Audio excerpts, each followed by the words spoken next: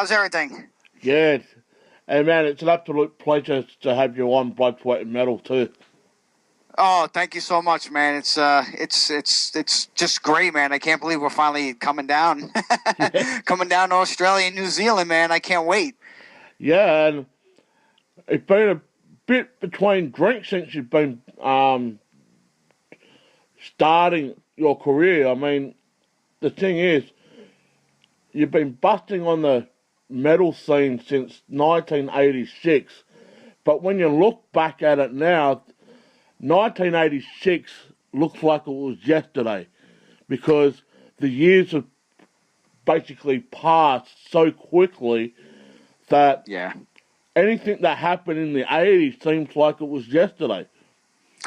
Yeah, I agree. I mean, I kind of have this discussion a lot with some of my friends who were around back then, and the older crew, the late '40s crew, and we all have the same kind of take on it. It does feel like I could, for example, think back to like some of the shows I went to back in like 86, 87, 88, even some of our earlier gigs, like our first gig in 88, and I was just talking to someone in one of the recent interviews I just did, and he asked about the first show. He's like, "Do you remember your first show in '88?" I said, "Absolutely." It was I think it was May 5th. I told him the name of the club. I told him what bands we played with. I remember it was like it was yesterday. So I guess, we all have really fond memories of the beginnings of the extreme metal scene, and especially if you were part of it and you lived it, and it all just kind of seems like it was, not a distant memory, but something that actually happened more recently, and I think that's a good thing, We forget about all the horrible things, but we remember the good things. I mean, Immolation was basically one of the bands in America that led the first charge of the US death metal scene because you were there alongside the peers like Cannibal Corpse, Morbid Angel, and so forth. But when you look back on it, like it's yesterday's story, how far has the death metal scene come on a new wave now? Because a lot of things have changed since then, with the way that the music business is, the way the dynamics are. A lot of bands are just coming out of the woodwork. But back in your days, the 80s was basically the cream of the crop with a lot of elements of the metal scene. Like you had the thrash era really at their prime in 86. It really came out in full swing. Same as the death metal, same as everything else, especially the glam metal as well in 86. So when you look back at it on hindsight, how far has the death metal, or even metal as you want to call it, came past to where it is today? Yeah, I mean, like you said, the dynamics, the industry, there were so many differences back then. And I think one of the main differences, which a lot of people, especially the younger kids, the 20-somethings and teenagers, don't really understand and never will, is that there was no internet back then. There was no computers. There was none of that, So I think the first thing was that a lot of this was word of mouth, and the death metal scene, since that's kind of what we're speaking about, the death metal scene was so much smaller, obviously, in its beginnings, and it was very tight-knit and small, and you really kind of had to work to acquire music from the bands you saw in the fanzine that you got at the local record store or ordered in a magazine or saw somewhere. So that's how it was. I mean, there was no media, no push, nothing like that. I mean, it was fanzines and word of mouth. Even if you saw an album that had a great looking album cover, you would just buy it because it looked cool, or because you knew the label it was on, or because, hey, I heard of this band in a fanzine, I want to check it out. out. But, it wasn't like today. Kids have it easy today. I mean, they just click on a button, or they just do an internet search, and they can find thousands of hits, for anything they're looking for. When with downloads, it's instant gratification. Whereas, we didn't have that back then. You had to write letters. I mean, kids don't even understand that. It wasn't like you had to send an email instantly. You had to write a letter and get the correct postage to send it to Australia if you were going to order a Slaughter Lord demo, or if you were going to order a demo from some band in South America, or write to Sarcophago down there, or you wanted to, whatever, order the new Autopsy demo from Chris Reeford. I mean, you had to actually write letters to people, and you had to wait. It wasn't instant. You had to wait. Sometimes you'd wait a month. If it was going overseas, it would be longer than that. But, I think it said a lot about the passion of the kids, in our time, and their just quest and, that thirst that they just had to have more and more and just discover more. That's how it was for me and, all the friends that I ran with back then, and still some of the guys I'm still very tight with. But, yeah, it was totally different. So internet, I think, changed a lot of that. And, some of it for the good, obviously, and some of it, not so good, But I think all in all, it's just made everything I think a lot more accessible, which, isn't necessarily a bad thing. I try not to be one of these old school pessimistic guys. It's like, everything sucks now because of this or that. There's a lot of positives and negatives with anything in life. So I try to look at the positive side of that. And I think, the internet has given a lot of bands, even young bands, like a nice platform to kind of, show their stuff to the world, and, things like YouTube are great because people could actually, for me, as an example, for me, like when I would get into a band, I wanted to know everything about the band. You wanted to understand the lyrics and look at the pictures and check out the vinyl and look at the artwork, and you wanted to see what they were like live, and then, unless you actually went to the show. And if you were underage, you couldn't see a lot of these bands. Like for me, I didn't get to see Venom till '86 because I was too young. But at least I got to see them when they were still Venom. But nowadays you have something like YouTube where you could just kind of just YouTube search a band and you could get the show they played last night, which is cool, especially for young fans who can't. Or fans who aren't like in an area that we would come tour regularly. If you're in some obscure part of the world where you're not getting any shows, that's your access to the music. So it does serve a purpose, and it is positive in a lot of ways. So, But yeah, I agree. It was very different. The dynamic, the industry was different. You didn't have any of this digital stuff, or and it wasn't on a broader scale. Like now, it's pretty much accepted. People accept it now, which I think is a good thing. We caught a lot of shit back in the day because people just didn't understand what this music was about. And. As we all kind of morphed out of the earlier metal stuff, the Black Sabbath and the Iron Maiden and the Judas Priest stuff into the earlier thrash stuff, and then into the darker thrash stuff, like your early Destruction and Creator and Possessed and Slayer, Celtic Frost, all that stuff kind of, brought us to where we are now. So it was kind of a natural progression, when you look back in retrospect. But a lot of things have changed. You're absolutely right. I agree. And that also leads me into my next question. If you look back at it in hindsight, if Immolation started out, say, now, would have still had the same success as when they first started out? Because I look at bands like Iron Maiden, Judas Priest, Black Sabbath. If they started out in this era right now with the new modern technology that we've got with the internet and social media, would they still would have been that successful as they were going through that motion in the early 80s and going through the ride of the 90s with the grunge era?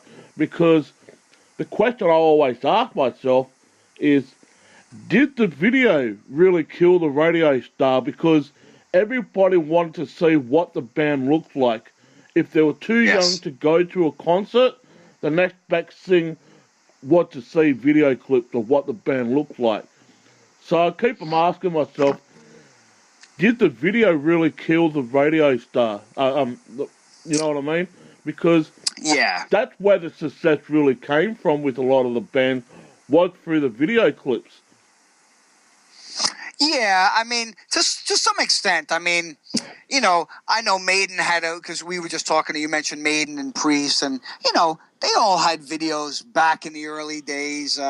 Even probably maybe pre MTV, because I know there was some earlier videos that when MTV first started. I'm just using that as an example. You would get to see once in a while some rare classics on there. But I don't know. I think it was just like the internet. It's another medium to kind of promote your stuff, and it. And I agree with you. It probably did open up some of these bands to a lot more people who may not have normally heard of these bands. So it's not necessarily a bad thing. But getting back to the original question, would we be, successful? I mean, well, that's debatable how successful anyone is. I mean, we still have jobs and stuff. So success is an individual kind of concept. So, but I mean, would we be as relevant today if we started now? I don't know. I really don't know. Maybe not. You know what I'm saying? Because when we started, the pool wasn't that big. So you were able to kind of make your mark and kind of, hone your own identity back then, because it was easier, because you weren't, competing with thousands and thousands of bands all around the world that were all kind of doing the same thing.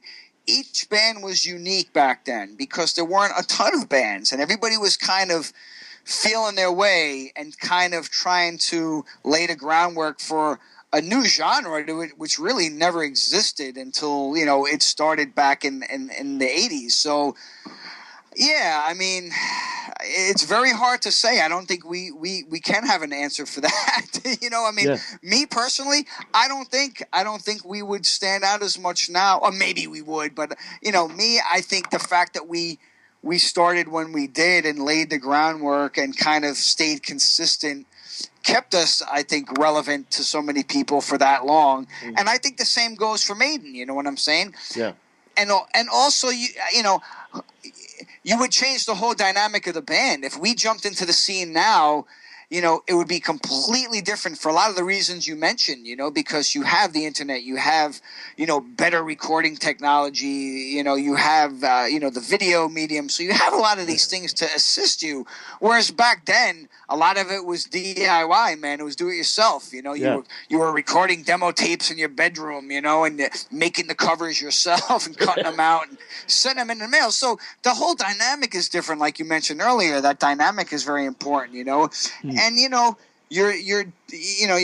we were different back then. It was different times. You know what I'm saying? So yeah. I think that would affect a lot of those bands as well. If Maiden jumped into the world now, I don't know how relevant they'd be. I would hope to say they would be very relevant, because Maiden was one of my favorites, and Steve Harris was like the guy that inspired me to play bass. So, for me, I'm partial. I love Maiden. So I would say, of course, Maiden would be as important now if they started as, then, when they started back then. But I don't know for a fact. Well, I think I can answer that question a little bit easier too, in a way. Back in the 80s, you can get away with a lot more than what you can get away with now, because yes. A lot of people put a lot of things under a microscope, and it's a lot of political correctness now. And yes. I hate that. We could get away with a lot of stuff and sayings back in the 80s. And everyone, it was more like tongue-in-cheek, basically, back in the 80s. Sure. Now, you can't really do that without offending someone. Well, you know what? If you're offended by anything that's said or done in metal, maybe you shouldn't be listening to metal, because metal was all about challenging. Exactly. Challenging the norm, challenging the status quo. It was about saying the things that people were afraid to say. It was about speaking your mind about ideas and concepts that were taboo to most people because they were, it wasn't PC, you know what I'm saying? And I think that's a load of bullshit because metal isn't PC. Metal is meant to ruffle feathers, Exactly. if not for anything else, but to get people to think and to react, you know what I'm saying? And to let out that, that festering negativity that everybody has in them. And Yep. metal is a great outlet for that. So, and I'm with you 100%. I am not for these PC warriors. Metal has always been dark and dirty and, kind of off-putting. Metal wasn't accepted in the 80s. People looked at metalheads like they were like fucking animals, like they were drug abusers and that they were lowlifes and they weren't going to amount to anything. But you know what? I tell you something. All the kids that I meet today at shows are the sharpest kids ever, man. They understand what's happening in the world. They get the issues, and they understand our lyrics. They understand what their other favorite bands are saying. They're not stupid kids, you know what I'm saying? Exactly. And that makes me proud that we're part of that movement in some way, you know. So fuck the PC warriors. This isn't what it's about. And if you're not happy, you could go on to pop music or whatever other crap that you want to listen to. Just don't taint our scene. Yep, exactly. And I always say this: if I offend anyone, you should go and get another feeling because you only got one feeling, really. I mean, Yeah. if music really does offend people that much, they should go and find another feeling or another emotion because back in the 80s, even till now, metal wasn't supposed to be all lovey-dovey. It was supposed to go out and you party, get your rocks off, Yep. and Yep. all that. And until they started to put the parental guidance censorship on a lot of things, and when Dee Snider did go into the court for that reason and also other reasons as well, with the band not getting paid properly and whatnot and blah, blah, blah. But that's another story. But with the parental censorship, I'm just saying how much you have to censor a lot of things. I mean, especially now, you can't wear a battle vest signed jacket without being criticised that you might be in an outlaw motorcycle gang, especially here in Australia. Yeah. Wow. See, that's just craziness to me, and it's just a way that they could kind of throw that control into a genre of music that it doesn't need that. You know what I'm saying? It's about putting it into categories and putting it. It's just like it's not about that. You know what I'm saying? It's just like it's really not. It's music is the freedom to do whatever you want, to say what you want. I mean, and if people are offended, well, maybe that just means you touched a nerve, and maybe that's not such a bad thing. You know what I'm saying? But they don't have to listen to it. It's just like we always say. You can move on to another CD, another radio station. Another whatever. You could move forward. You don't have to dwell on something that doesn't make you happy. Why listen to music that you're offended by? I don't listen to country music because I'm not a country music fan. I don't throw smack at a country music listeners because it's not my thing. I don't really care. Go knock yourselves out, But for me, it's just like it's same for this. Keep your hands out of our scene. This is our scene. There's nothing. That's how the powers that be are, man. They always fear things that they don't have control over, and it's like you can't have control over something like this. It's a feeling, it's an emotion, it's a movement that has grown despite what all the naysayers may have thought in the 80s, and they've tried to censor it, they've tried to control it, they've tried to box it into little categories. None of that works, you know what I'm saying? Because it's bigger than that, you know what I'm saying? It's about human expression, and it's way bigger than that nonsense. Yep. And we know that. And I'm like you. I really am, Ross. I'm like you. I love metal. No matter what category it is, I love metal. I just recently saw Iron Maiden here this year, and that what a tour that was, the Book of Soul tour. Yes. We've got Guns N' Roses coming around next year.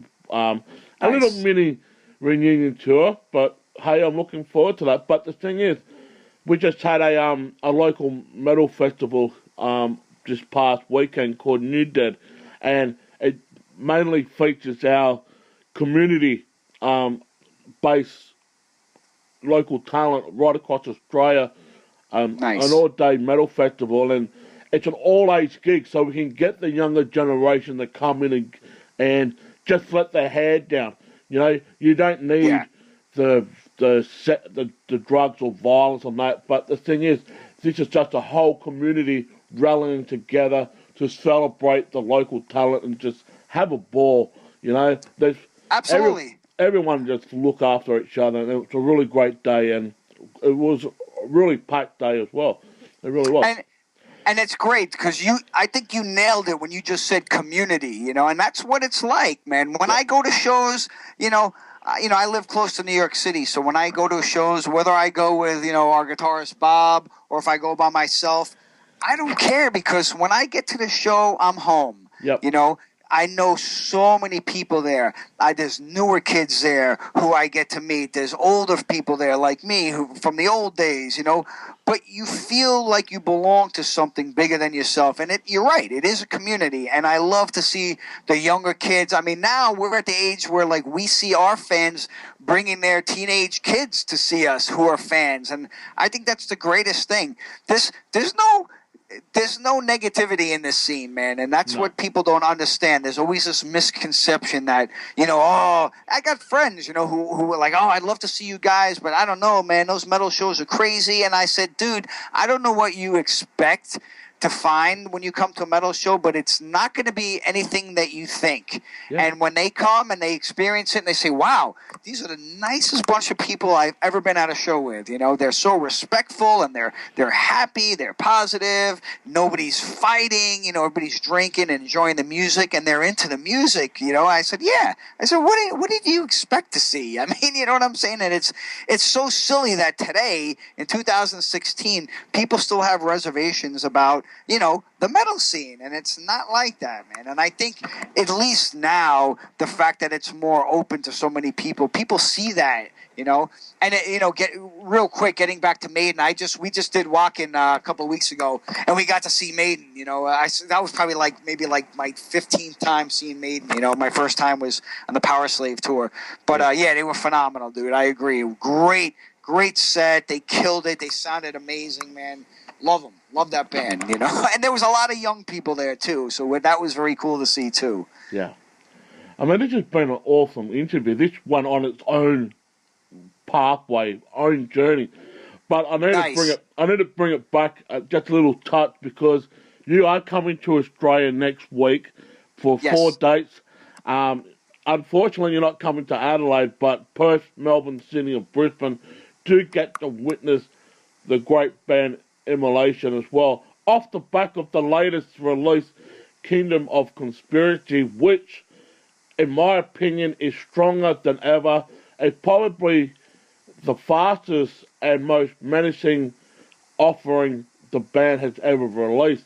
Do you want to collaborate on that? Was this such a project that you guys thought, hey, let's turn it up a bit, let's go out all guns blazing, let's make it the fastest we ever been? Yeah, I mean, and the funny thing is we never intentionally set out to do that. It just kind of happens. And, Kingdom is definitely a more aggressive album than I'd say, probably any of our records. It has a lot more of the faster, more intense stuff. But, it does have a lot of the slower, creepier, haunting sections, So, yeah, I mean, it's still varied. But, yeah, I agree. It is a very intense, pissed-off album. And, again, it's just how it turns out. I mean, Bob is the primary. He writes all the music, and he has since day one. So, he doesn't really ever sit down and say, hey, I'm going to try to, compose a slower song and then a faster song. Whatever comes. And sometimes, some of the parts lend more to a faster drum beat than a slower, and it's just kind of how it goes. So, when we come down, and we're so excited to finally come down to Australia and New Zealand, we're going to be playing, a lot of newer stuff as well as something off of all the earlier releases. So we have a pretty, expanded set list for all the fans down in Australia and New Zealand. So, Yeah. but we are going a little bit heavier on the later releases. We have about 3 songs off the new record, off the last record, Kingdom rather. We have 3 songs off of Majesty. We have a song off the EP, and we're playing a newer song because we got a new CD. It'll be out in January on Nuclear Blast. So that one's done. We got 11 songs and a lot of fast, intense stuff, as well as a lot of slower stuff. So it's a mixed bag as well. So, that's what the fans can expect. That's what I like about bands, especially Immolation as well. They like to get the newer stuff out to the live audience, to give the new material a chance to win the crowd over. Now, I'm a huge fan of Kiss as well. Yes. The last 10, 15 years has basically been the same old set list with them, and it's mainly the classics that they play in their set list. I just want your opinion. If a new album does get released, how far in the set list should they keep that new material in their set list before dropping? Because a band like Kiss will only have it in their set list for about half a dozen shows. If it doesn't do well or doesn't win the crowd over, they just drop it completely and you never hear that singer again. Yeah, I mean, and I guess to me it just depends on the quality and the strength of the newer material, because let's face it, some bands just can't deliver now like they did back when they started, and that's fine. And bands like that you expect to hear, or at least you go into it hoping that they play predominantly, stuff predominantly off of their early releases, which is fine, Personally, I mean, we always try with each release to make it as strong or stronger than the last release, because, you're really only as strong as your current release. I mean, I never wanted to be one of those bands that relied on the golden oldies, okay, we're going to do the entire set tonight is going to be made up of like the first and second record and we'll throw a new song in. No, when we record a new record, we're always more excited to break out the newer material to kind of get it out there to the fans, because for us personally, I think we shine more in a live situation. So that's where I want new fans to first hear our stuff. I want them to hear it live so they could feel that power and feel the intensity and the emotion coming off the stage. Because that's when it really hits you, you know what I'm saying? And then you pick up the CD at the show, or you go home and you order the CD, and then you say, oh, I remember this song live. This was amazing live. Then you hear it on the CD, So I guess it depends from band to band, And some bands, are probably at a point where, maybe their best days are behind them, you know what I'm saying? And, and that may be the case for some bands, It just depends, I guess, on the band and how strong the new material is. But for us, we always incorporate the new material into the set, always, because that, and we're more excited to play the new material because it's fresh to us, you know what I'm saying? So, if we were recording stuff that was like, not up to par with our earlier stuff, maybe it wouldn't be in the set list that long. It depends. I mean, that's what was so good about the Iron Maiden tour this time around. You had a lot of new flavour of the last album into the set list, and it was unreal. And here's the negative side. The hardcore fans wanted the old classics back in the set list, you know what I mean? Sure. Like Run to the Hills or something like that. But absolutely. Or 2 Minutes to Midnight. But hey, I was blown over. I didn't care what songs they played. I was there to see Iron Maiden. So. Oh, absolutely. I mean, it's still Maiden. I mean, whether they're playing, because I'm not familiar with a lot of their newer stuff. But, I can appreciate it because it's Maiden, you know what I'm saying? And I look at these guys, and for the amount of time, for the length of time that they've been doing it, man, that energy level on stage is there every time. And you know what? I respect that because you could see that they're having a good time. They're not just there to collect a paycheck. They're enjoying what they're doing, you know. And I have a lot of respect for that band, even to this day, because you know, I understand. I see that dynamic on the stage, and I understand it for what it is. They are definitely happy and passionate about what they do, even now at their age, you know. And I respect the shit out of that, man. And that's why they've always been one of my favorites, man. Always. Me and you, we got the right formula. We got the right chemistry. But Ross, Definitely. I want to thank you so much for joining us. We've been talking for 30 minutes now, and it's just absolutely a pleasure having you on. I just want to say this. We cannot wait for you guys to hit Australia next week. And it's around my birthday too, so best of Awesome. Awesome, man. Well, have a happy birthday.